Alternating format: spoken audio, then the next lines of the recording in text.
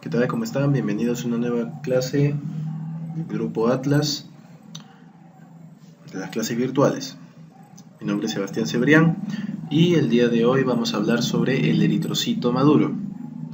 En la clase anterior hemos hablado sobre toda la hematopoiesis, todo lo que demora un eritrocito para justamente convertirse en un eritrocito maduro.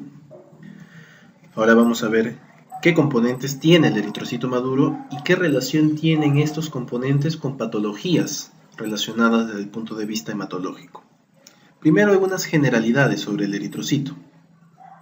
El eritrocito, mal dibujado ahí, pero la idea que quiero que tengan es que tiene forma de disco bicóncavo. Eso todo el mundo se lo va a repetir siempre. El eritrocito tiene forma de disco bicóncavo y tiene medidas. En su grosor, o en su lado de menor grosor, mide 1 micra. En el lado de mayor grosor, 2.5 micras. Y de largo mide 8 micras. Esas son las medidas en promedio que se asemejan hacia un eritrocito maduro. ¿Qué cosas debemos saber del eritrocito maduro también? Tiene un valor normal aproximado de 4.5 a 5.5 millones por microlitro de sangre. Es decir, todos somos millonarios. Estamos llenos de millones de eritrocitos. Este valor varía dependiendo del sexo. Los hombres suelen tener más eritrocitos por microlitro de sangre que las mujeres. Suele variar dependiendo de la altitud donde vive la persona. Y bueno, en algunas patologías también puede variar. El tiempo de vida del eritrocito es de aproximadamente 120 días. Es por eso que se puede utilizar la hemoglobina glicosilada para tener un valor de 3 meses del paciente de su glucosa, puesto que el eritrocito también se une a la glucosa. Como tiene un tiempo de vida tan prolongado, nos permite tener un control de los 90 días del paciente, cómo está su glucosa en promedio. Una característica importante es que son células anucleadas y son células sin mitocondria. Si no tienen mitocondria, no generan ciclo de Krebs. Si no tienen ciclo de Krebs, no tienen metabolismo aeróbico para la síntesis de ATP. Punto importante, número 1 para el eritrocito. ¿Qué más? No tienen núcleo. ¿Ya? Son células anucleadas, son células altamente especializadas que no contienen núcleo. Por ende, no tienen la capacidad de replicación. Otra característica importante de que no tengan mitocondrias es que no puede sintetizar hemoglobina. El eritrocito maduro no sintetiza hemoglobina. La hemoglobina termina de sintetizarse a nivel de reticulocito. ¿Para qué nos sirve conocer las medidas del eritrocito? ¿Para qué nos sirve saber qué volumen tiene un eritrocito? ¿Qué cantidad de hemoglobina puede tener un eritrocito? Eso nos sirve a nosotros para conocer las constantes corpusculares. ¿Qué son las constantes corpusculares? Son justamente aquellos valores que son normales en un eritrocito. Y si se alteran, van a generar o nos pueden hacer la orientación diagnóstica de varias patologías relacionadas con anemias. La primera constante corpuscular que tenemos se llama volumen corpuscular medio. ¿Qué es el volumen corpuscular medio? ¿Cuántos femtolitros ocupa de volumen un eritrocito? El espacio que ocupa un eritrocito. ¿Cómo lo calculo? El hematocrito sobre el número de eritrocitos en millones por 10. Ejemplo, el valor normal habíamos visto en la clase anterior que es de 45, el hematocrito normal. Ahora vemos que es de 4.5 a 5.5 millones los eritrocitos. Le ponemos un valor promedio de 5. 45 entre el número de eritrocitos en millones. ¿Cuántos eritrocitos en millones es lo normal? 5 millones. No le van a poner entre 5 millones, sino entre 5. 45 entre 5, 9, por 10, 90. Estará dentro del rango. ¿Cuál es el rango normal del volumen corpuscular medio? Es de 80 a 100 femtolitros.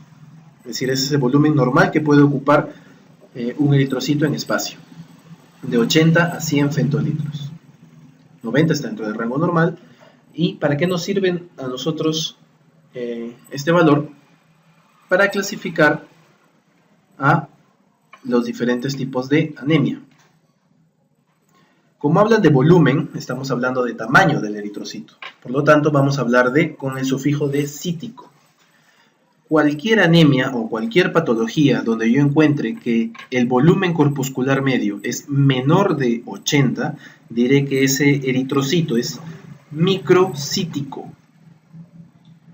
Cualquier patología donde yo encuentre que el valor del eritrocito está, o del volumen corpuscular medio está entre 80 y 100, diré que es normocítico.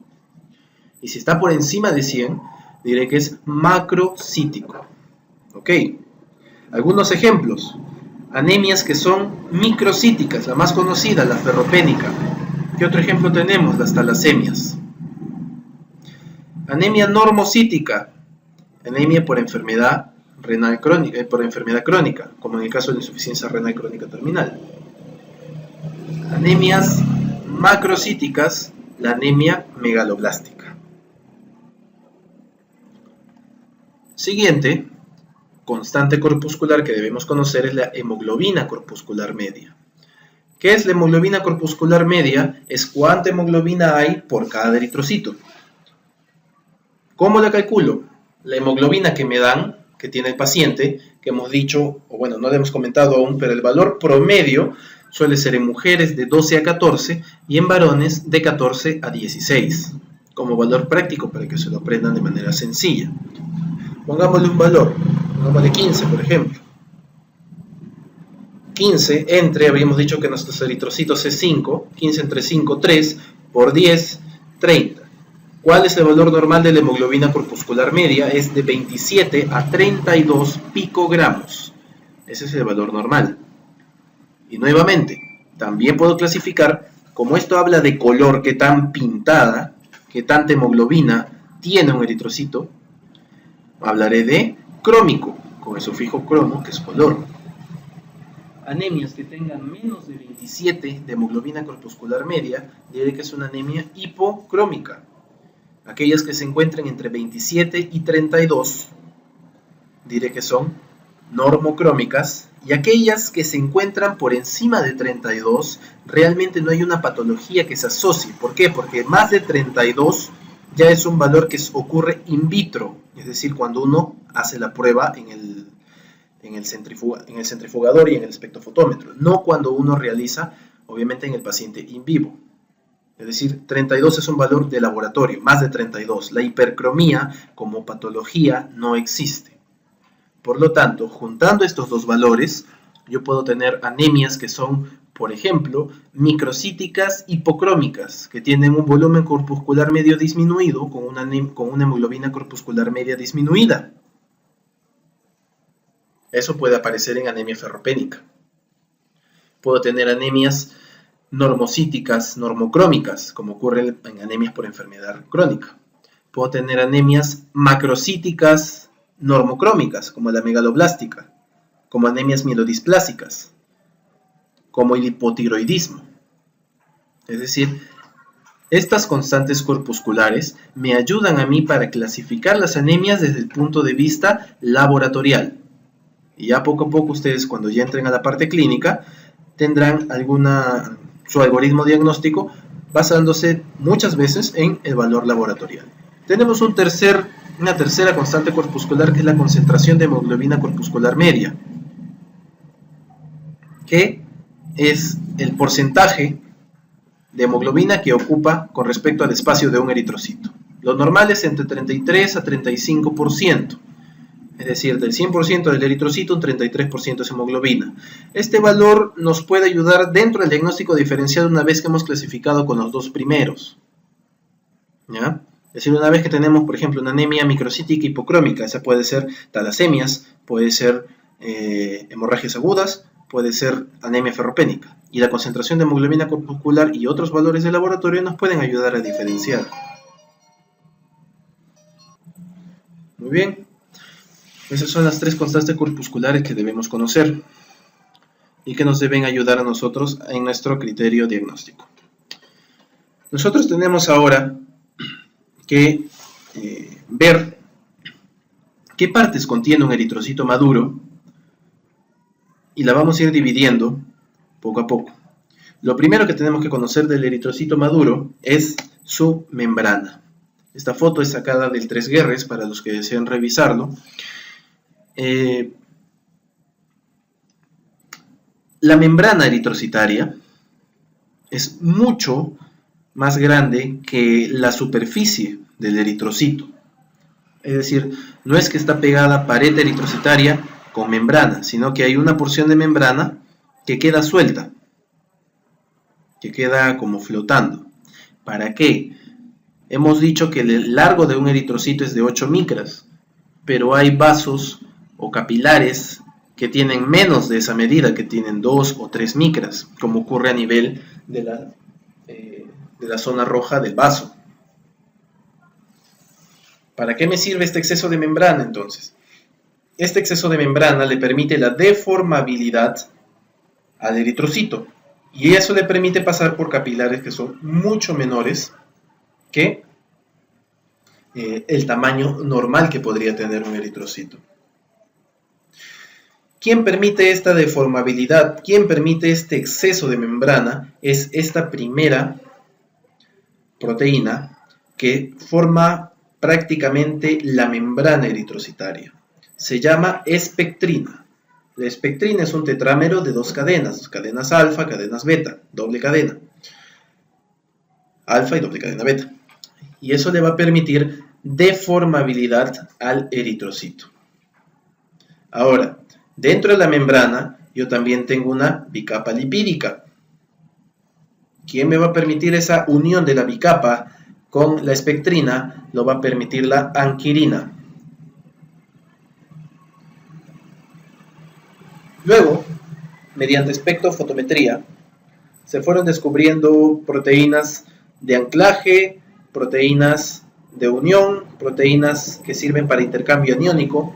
Esas proteínas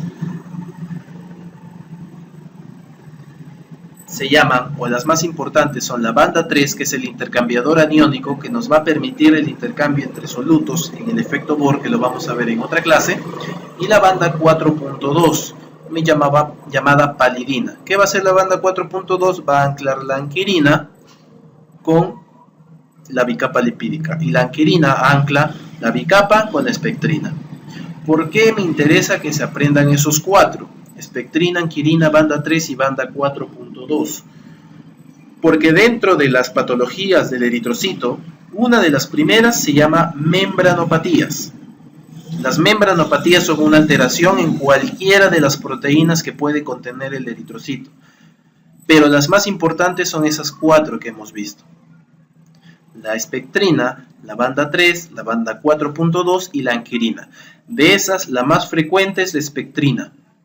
Es la que más frecuentemente puede tener una alteración y por lo tanto puede traer una membranopatía. ¿Qué ejemplos de membranopatía tenemos? Esferocitosis hereditaria y eliptocitosis hereditaria como principales exponentes. Muy bien. Habíamos comentado que el eritrocito no tiene mitocondrias. Como no tiene mitocondrias, ¿cómo es que genera su metabolismo? A través de un metabolismo anaeróbico. Pero este metabolismo anaeróbico tiene un nombre especial a nivel del eritrocito. Se llama vía de Embden-Meyerhof. Una característica importante del eritrocito es que la glucosa que ingresa al eritrocito es no insulino dependiente, al igual que a nivel cerebral. Es decir, no necesita de la presencia de insulina para que la glucosa ingrese al eritrocito, como ocurre en prácticamente las demás células del cuerpo. Músculo necesita de insulina, células pulmonares necesitan de insulina, cardíacas también, aunque principalmente se nutre de lípidos, salvo cerebro y eritrocitos no necesitan de insulina para que ingrese la glucosa y puedan generar su metabolismo.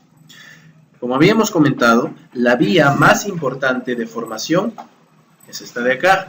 Se llama vía de Embden-Meyerhof y es la vía de glicólisis anaeróbica que ustedes han aprendido en biología y en bioquímica.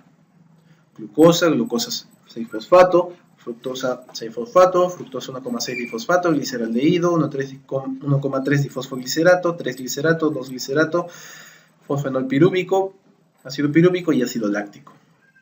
Y acá se forma el ATP y el NAD, que también sirve para formar ATP. Creo que esto ustedes lo conocen incluso mejor que yo, lo recuerdan mejor que yo. Esta es la vía más importante de formación de ATP en el eritrocito, se llama vía de Embden-Meyerhof. Ese es el nombre que se le da. Pero existen otras vías que también sirven o para formar algunas sustancias o le sirven como mecanismo de defensa ante radicales libres o le sirven para preservar la hemoglobina. Son tres vías alternas que existen a la vía de Embden-Meyerhof dentro del metabolismo del eritrocito.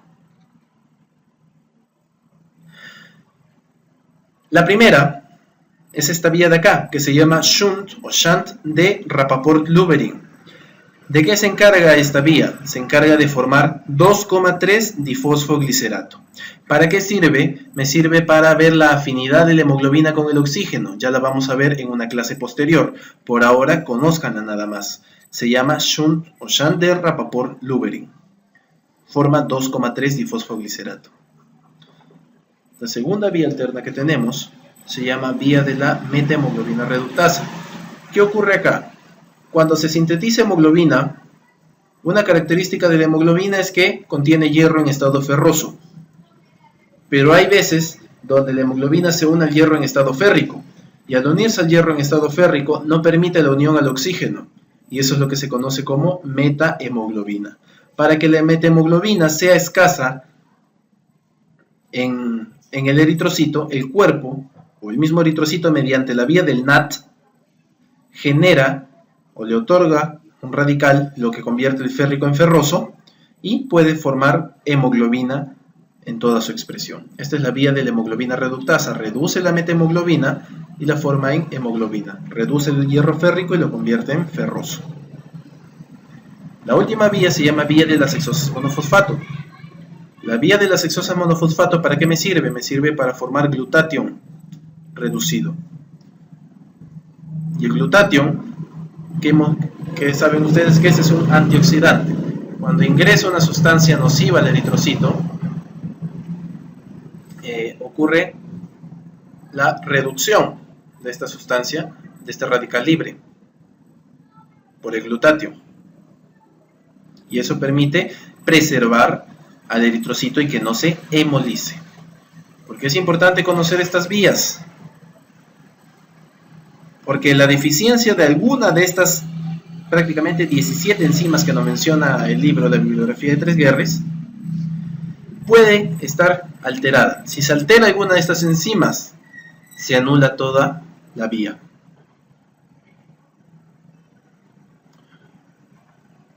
¿Cuáles son las enzimas que más frecuentemente están deficientes? Esta de acá, que no se ve el nombre, es la número 14, que se llama glucosa 6-fosfato deshidrogenasa. Y esta de acá, que es la piruvatoquinasa, perdón, esta de acá la 12, que es la piruvatoquinasa, para formar ácido pirúvico. ¿Cuál es más frecuente? La 14, ¿ya? Glucosa 6-fosfato deshidrogenasa. ¿Por qué es importante? Porque si no hay glucosa 6-fosfato deshidrogenasa, no se forma 6-fosfogluconato, por lo tanto no se forma el NADP. Y por lo tanto no se forma el glutatión. Es decir, no hay un mecanismo antioxidante ante el estímulo estresante de cualquier paciente. Por eso los pacientes con esta deficiencia enzimática ante un estado de estrés pueden generar lisis, anemia hemolítica por lisis celular.